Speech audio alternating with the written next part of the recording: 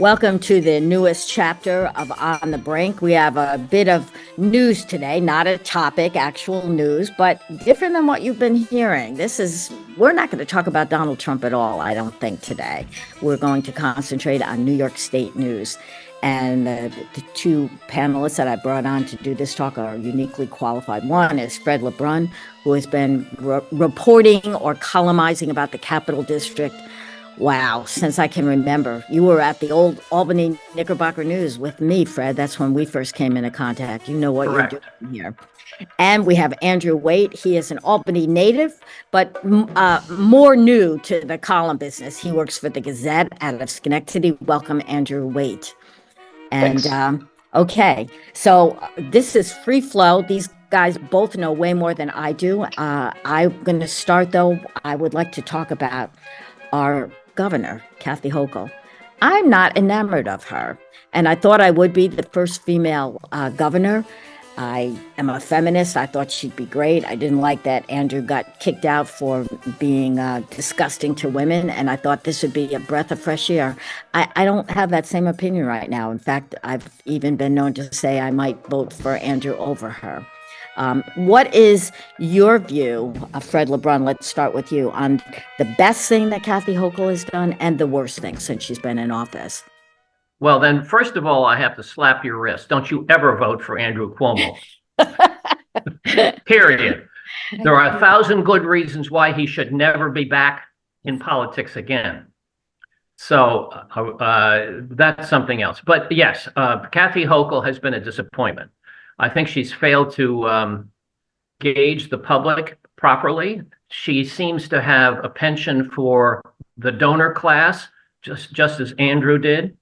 And I don't see that she has gained much ground with public sentiment. In fact, she is continuing. Well, she's the last Siena poll. She has a little bit of a boost.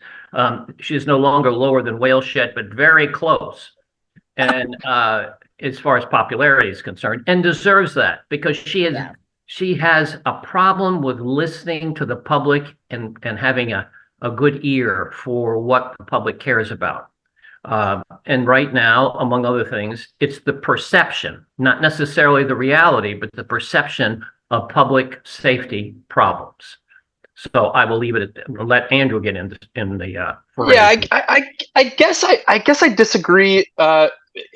This is who she is. She's a moderate Democrat from Erie County, and she now is actually in a position that I think, in a fiscal climate that suits her well, she gets to be a governor who can kind of hold the line on fiscal spending. There's not going to be as much pressure from progressives to institute some sort of sweeping spending plan from there. She gets to say, I'm going to hold 15% reserves in the state budget, et cetera. And so I think it's fair that she doesn't necessarily have a landmark accomplishment.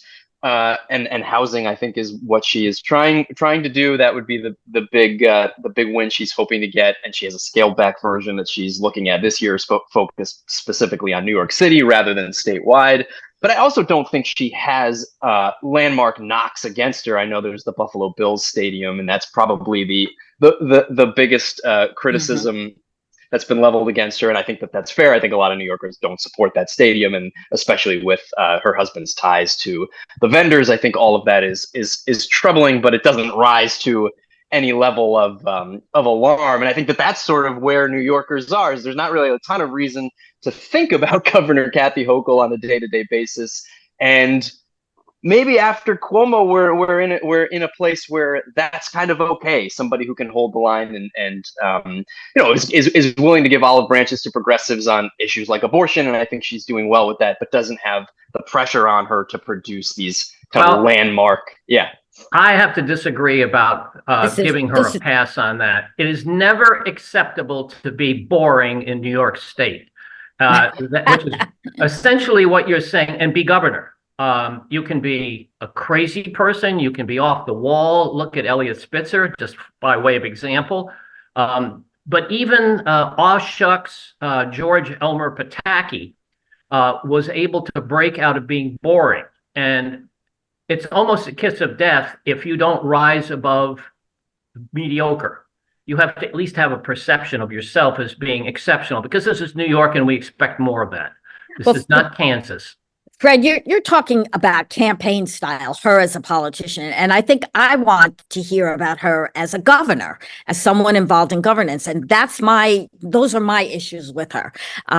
Andrew, I agree. I think that stadium is the worst deal ever made, aside from the corruption involved of her husband's being part of that whole deal. It's just a lousy, stupid deal, and we're on the hook for it. That money could have gone for a whole lot of other things. Well, it came from the Seneca Indians, though, Rosemary. Okay.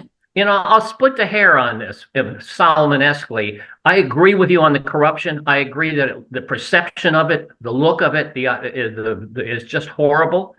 But throwing money at projects like the Buffalo Bills is legendary for New York State. We've done it with the Mets. We did it with the Yankees. We did it with the Giants. In fact, we lost to the Giants to the Meadowlands, and that was one of the stupidest things we ever did. They're the New Jersey Giants. So it's part of the trademark of New York is that we have sporting teams now. I'm not a huge supporter of the particular idea, but I can see its benefit. It carries the state of New York. It carries the brand. And yeah, the way she did it was stupid. Last minute, the optics were horrible. The last minute deal that she made, and she twisted the money out of the Seneca Indians. And to this day, they are not recovered from that. They don't like it one little bit. Right. So there are lots of things wrong. But, governance and politics in New York have always been intertwined.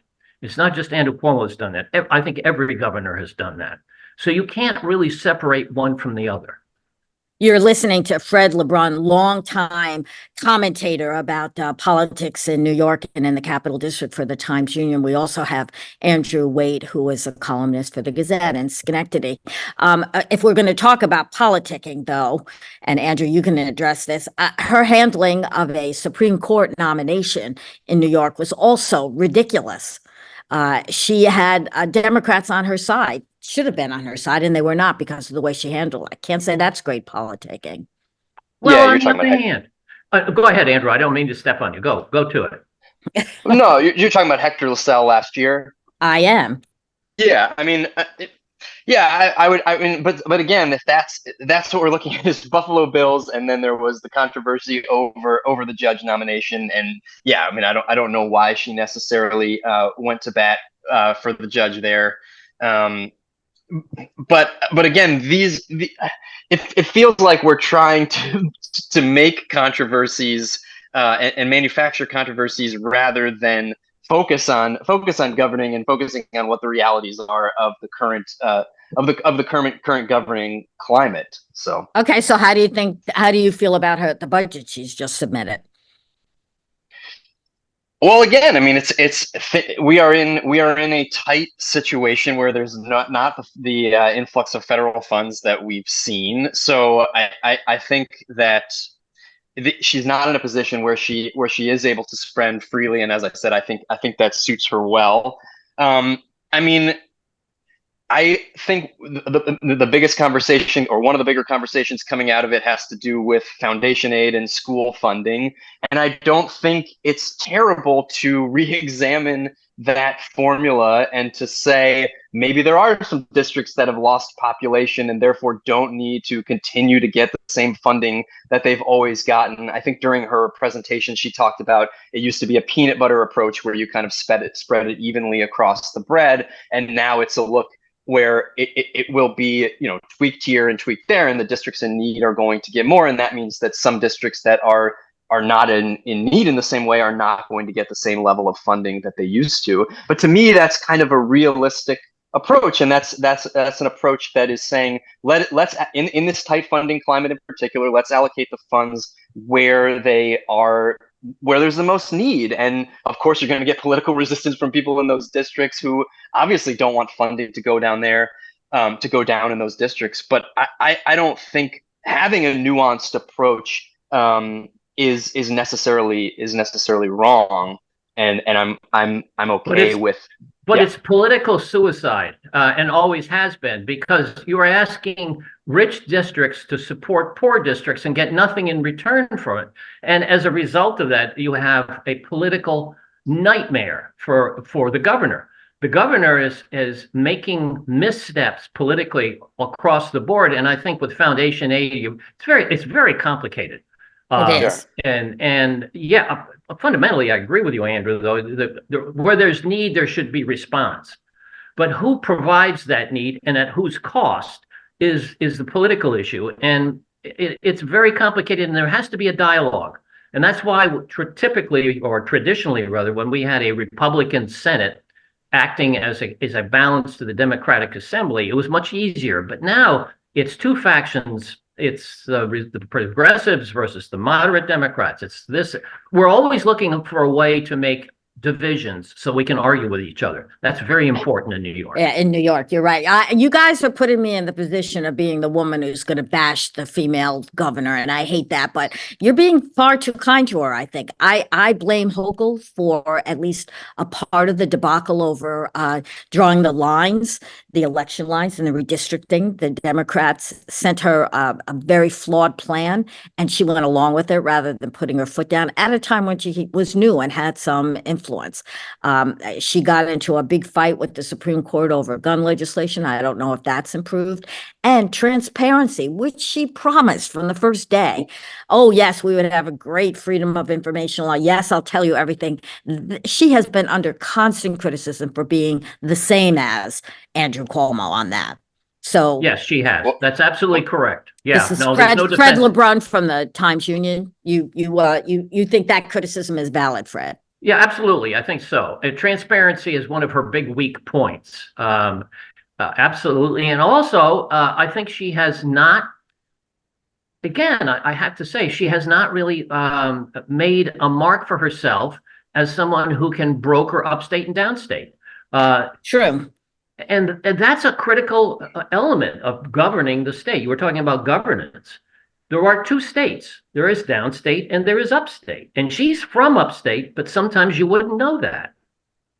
Except for the Buffalo Stadium. Well, that's a notable exception, Yeah. especially since she had a kind of a familiar connection to that connection deal. there. Yeah, exactly. Andrew, go ahead. Andrew Waite from the Gazette in Schenectady. On guns, she won. No, I mean, so the law is allowed to stand. So I wouldn't fault that. I think a lot of New Yorkers would agree with the position of establishing sensitive places and trying to limit access to concealed carry. I mean, I agree that she has not had any sort of statement win, and I think part of that is the way she came into office, obviously unexpectedly, took some time to get feet on the ground, and just understanding kind of the machination things when being in the executive office. So I think it is understandable that that there has been this kind of learning period, and now really truly this is the year. If you look at now, she's not going into an election year. She's not coming off a close election where she nearly lost to an election denier. So she is able to set the agenda this year.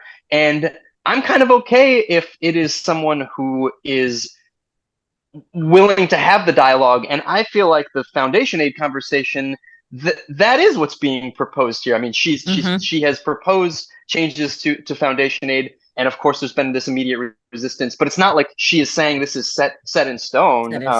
So I guess I'm okay with that. And I think we're very early into the year in which she is finally able to set the agenda. And so we don't truly know what kind of legacy she's going to end up having. But I also think she's being true to who she is as a moderate Democrat who is trying to, as you said, navigate this pretty tough dynamic of New York City progressives and what is essentially Ohio in upstate New York, right? So, Ohio in upstate New York, that puts it well. We are going to take a break here, and we'll be back with more about Governor Hochul and the state of New York State with columnists Fred LeBrun and Andrew Waite.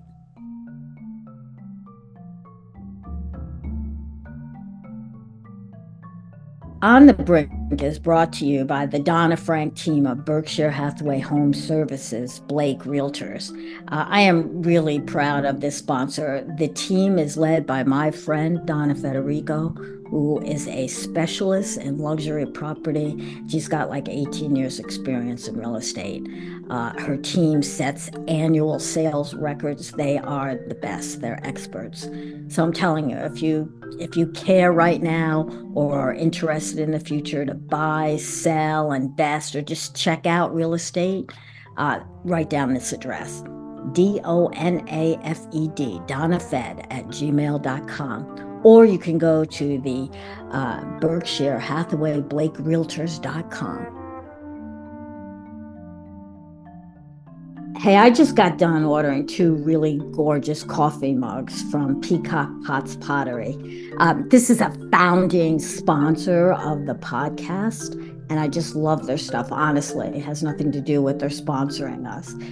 It's all the work of owner Ona Papagiorgio, who I've discovered is an engineer by trade.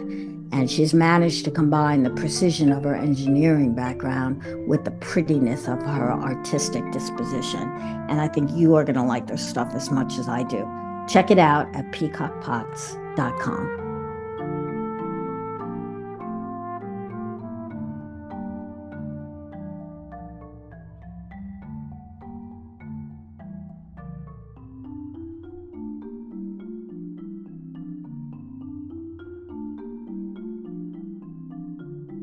Okay, we left with columnist Fred LeBrun kind of stuttering to get in a response on. Well, I love Andrew's point about the how Kathy Hochul came to be. There is absolutely no scenario other than the one that she lived through that makes her a governor. She is an accidental governor in every which way. There is no way she would have been pulled out of the pack out in Western New York at any level, except as the lieutenant governor succeeding in a disgraced governor. So she has to establish herself a little more than the average individual, that she belongs there. And I'm not sure she does. I don't think she necessarily has the gravitas to be governor. I mean, to that point, so much in politics is a reaction, right? I mean, Donald Trump comes from Obama, et cetera. And her ascendancy to the governorship was a reaction to tumult, to bombast. So in many ways, her approach, which I also think is genuine to who she is a reaction to the previous governor and what we're used to in New York State. So again, I'm not sure that maybe I understand what you're saying about a governor has to establish who he or she wants to be, and I just think that we are still living through that moment with Governor Hochul, and that part of her first few years were that reaction to the bombast and being this steady kind of figure who wasn't going to ruffle feathers. Okay, go ahead. I want to jump in again, Fred, with another question. Why can't I buy pot in New York State? Oh yeah. My boomer friends are still going to Massachusetts. What's the problem? That's a good question. Andrew, disaster. You answer that question. Total disaster. Yeah, I mean, and of course the lawsuits against, I mean, that stalled the rollout here, and maybe that I think there should have been a lot more that was thought through with who was going to be able to receive these retail licenses and what would come of that, and maybe should have been able to foresee there would have been legal action taken against the plan to have it be people with prior convictions.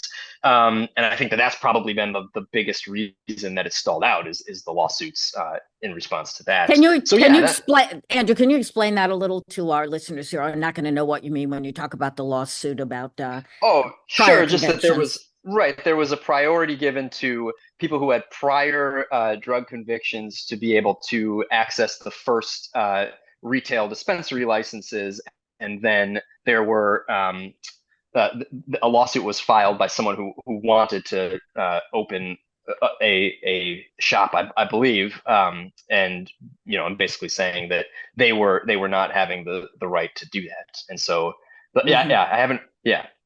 To me, To me, this goes back to the LaSalle, and I think I said Supreme Court, the Court of Appeals judge appointment. It's the same thing. It was no preparation. She went ahead without talking to allies. Governance, it's just not there. Fred? Well, first on the cannabis, I'm not convinced the state of New York was really 100% behind the legalization. And the dragging of the heels is not by accident. It is, there are lots of internal factors, including the big money behind the legalization. And there is a lot of big money. The wholesale liquor distributors, for example, are way, way behind, believe it or not, the cannabis problem. There are so many aspects that I think are lost to us.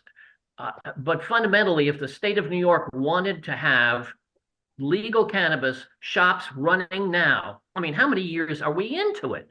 It's Right. crazy. And the simple situation of growing 6 or 8 plants or whatever you want in your backyard, people do that now anyway. What the hell? Let's just do it. Right. But unless there's law enforcement involved, there's a lot of other people who just don't really want us to get into the legal pot business, no matter how much they say they do. And they're talking out of both sides of their mouths. And now getting back to the LaSalle thing, because you've mentioned it before, you know, the irony here is Kathy Hochul lucked into exactly the right decision at the end of the day, because what we have now is the best chance of unseating a Republican House of Representatives that we would not have had if, I'm guessing, it's purely a guess, if Hector LaSalle had been, and he, by the way, the reason his nomination was put forward, and I've talked to a lot of judges about this, he was eminently qualified. There was no reason why he should not have been a judge, except he comes from the conservative side of the ledger. And at the end of the day, the progressives did not want that to happen. And there was that's a continuation of the Cuomo wars. And if they had gone along with the governor and put in LaSalle, I'm pretty sure he would have voted down. He'd have been the deciding factor in not letting redistricting go again. Yeah, that's an excellent point. I had not considered that. So, you know, if this is New York, you got to watch the cue ball going every second because it's a 3 or 4 ball shot. So it's a good point. To me, it was always like, how incompetent can you be if you can't get a nomination through when your party is in charge? But I do see that point. Yeah, but party is in charge is in name only. Yeah. How many parties are there called Democrats in the state of New York? Well, yeah, and I think all of that was to figure out where the balance is between appealing to progressives and not. And I think we have seen Hochul move to the right since then. And I mean, if you look at her commitment in this budget to not raise taxes, she was asked twice about that, and she doubled down on that. And that's where she is. And I think I think she is right. Figuring out where, just the balance of that. And I think we're now sitting. Yeah. Andrew Waite, if you got to be a kingmaker and you could make any person you want, any politician in New York you know of, the governor, who would that be? I mean, I'm a fan of Delgado, but that's maybe a Schenectady answer. I think, I'm impressed with him. I think that he's an upstate guy, and super smart. So I think he has a bright future. That might be where I would come down. This is Anthony Delgado that Andrew is talking about, a former congressman, now the lieutenant governor, doing a good job as lieutenant governor. What does lieutenant governor do? Yeah, I mean, right. It's a hard position. Yeah, exactly. One at a time here.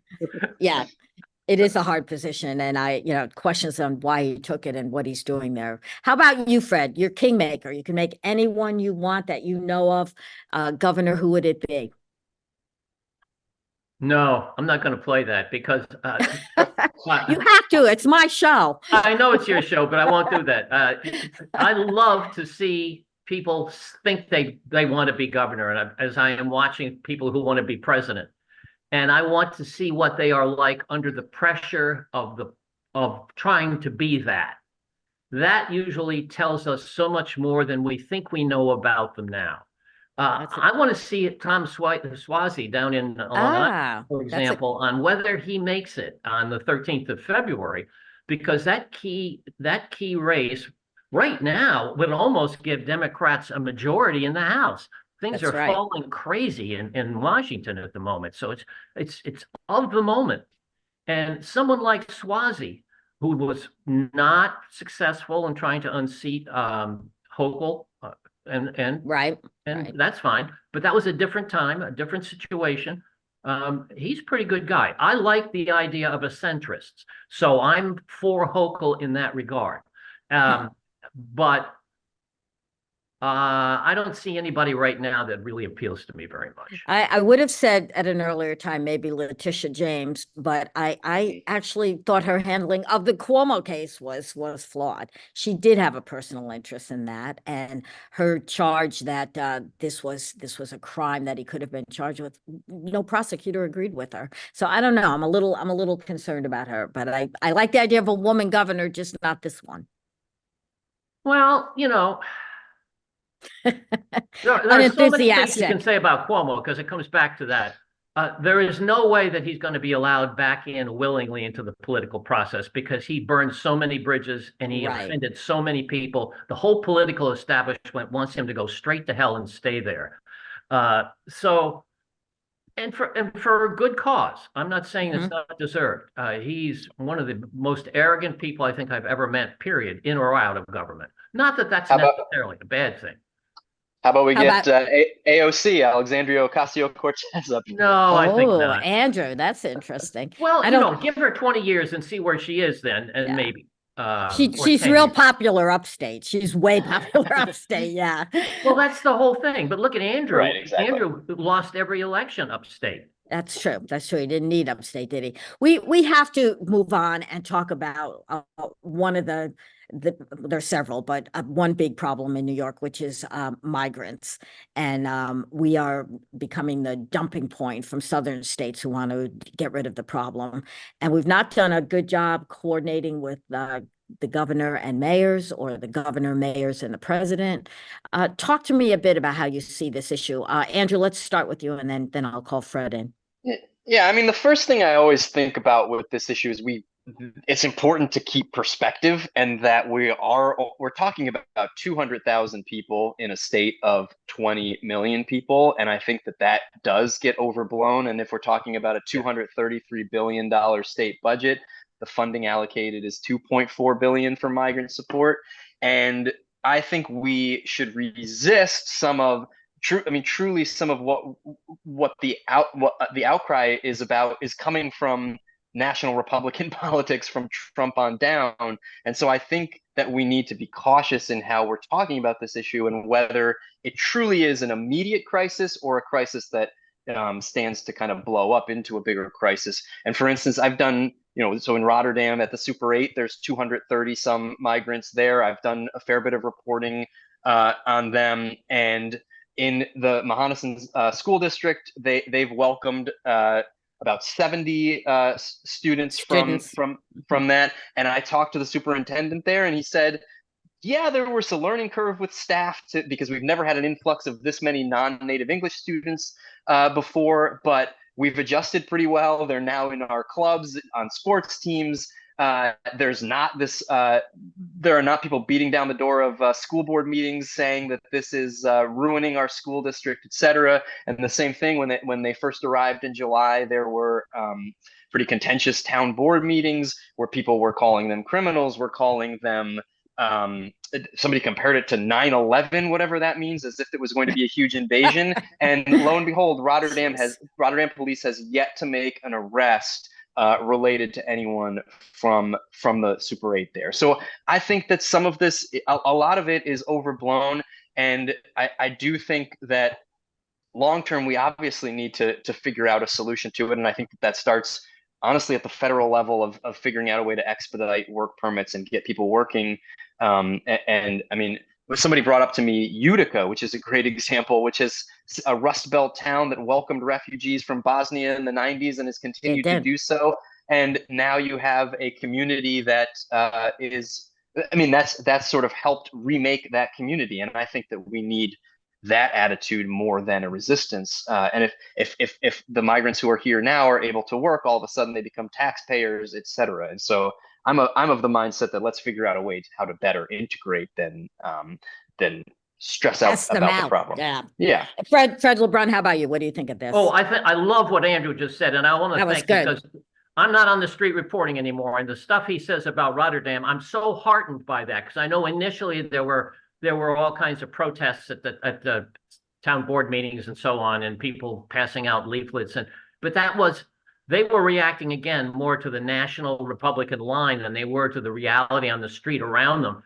And it is working out and playing out in an entirely different way, as it is in the city of New York, incidentally. It's not just upstate. We're an immigrant state. I hate to keep bringing this up. I'm the son.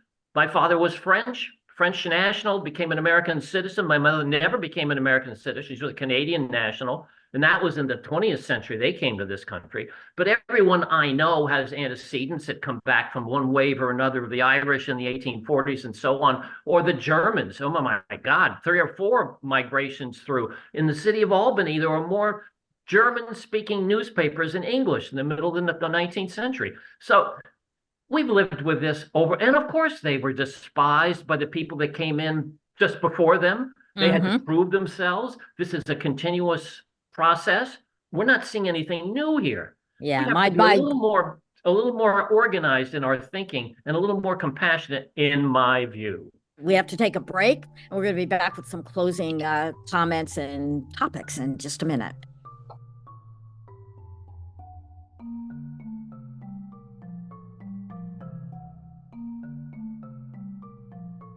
If you are looking for a venue for a family reunion, a corporate gathering, a wedding, I've got a place for you. It's in the woods of Bennington, Vermont. It's a fabulous old house, sleeps up to 12. It was built by this weird kind of genius. He's got fireplaces and a hot tub and a sauna. You can tell I've been here. My favorite thing is probably the pirate ship in the sandbox in the backyard. It's fabulous. It's called Karen's Place. And during these dreary, wintry months, you can get it for a discount. It's worth looking at, worth checking out. The proprietor is a friend of mine, Jenny Dewar, and you can find out more at www.karensplacebt.com. Karen, let me tell you, spelled Karins.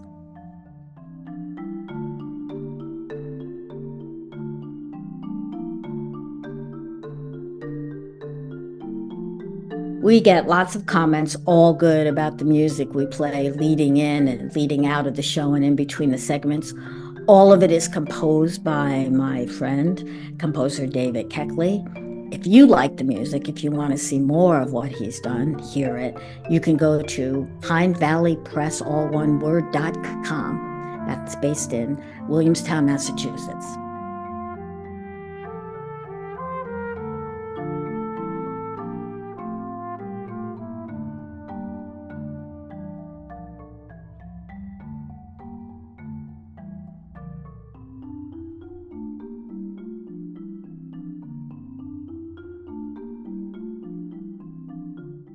We are speaking and on the brink with 2 Capital District area columnists who keep an eye on state government, Fred LeBrun from the Times-Union and Andrew Waite from the Gazette in Schenectady.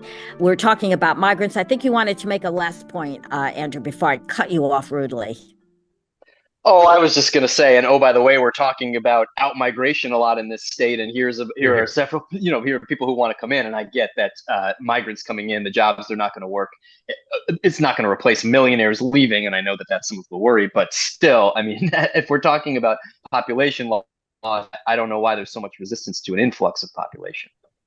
Okay, I have a different question, and that is also on out-migration. There seems to be a debate about what the source of that is. No one is questioning that there is an outflow of people. I'm doing this taping from Florida, so I think weather plays a part. I hate it in upstate New York, even though I'm a native. But also the cost of housing, the cost of taxes. Is it one or the other? Are they related? Is there a way we can make sense of this? Fred? Well, oh yeah. Oh, Go ahead, sorry. Andrew, please. Go ahead. Yeah, go ahead, Andrew. So I think that if we look at the aging population, we have the boomers are at retirement age, right? I mean, and older. But when the pandemic hit, there were a ton of people who were close to retirement, and I think it changed a lot of people's decision making, and maybe they retired a few years earlier. So, whoops, I'm getting a call and that's messing me up. So, if someone making that decision, of course, retirement in Florida, in southern states, makes a lot of sense. Yes, for the weather, but then also it's true for if you're going the taxing on withdrawing from retirement accounts is going to work out in your favor if you establish residency in Florida.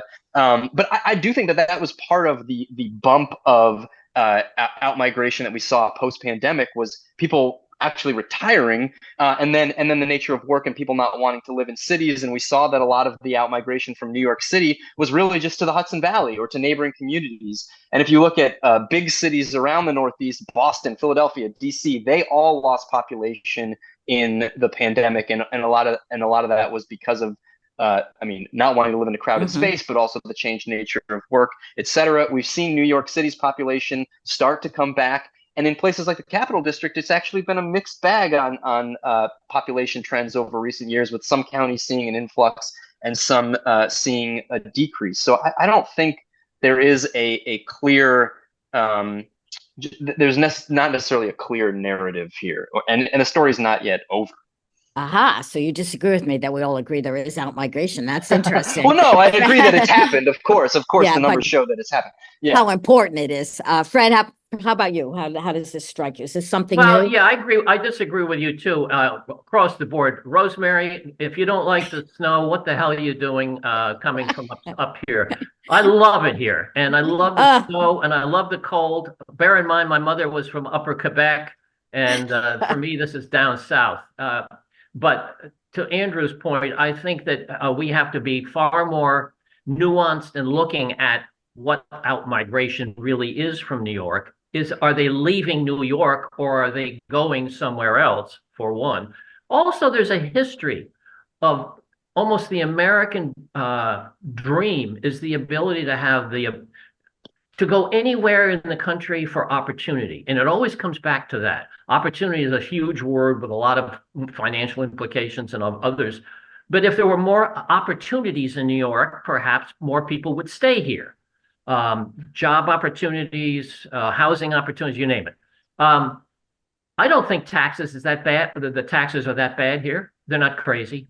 Yes, we have a state income tax, and some states like Vermont does not, and Florida does not. But you go down to Florida, you're in Florida right now. Look at all your intangible taxes in Florida. They're just as bad at the end of the day as the state income tax. Yeah, and the flood, you'll spend just as much money.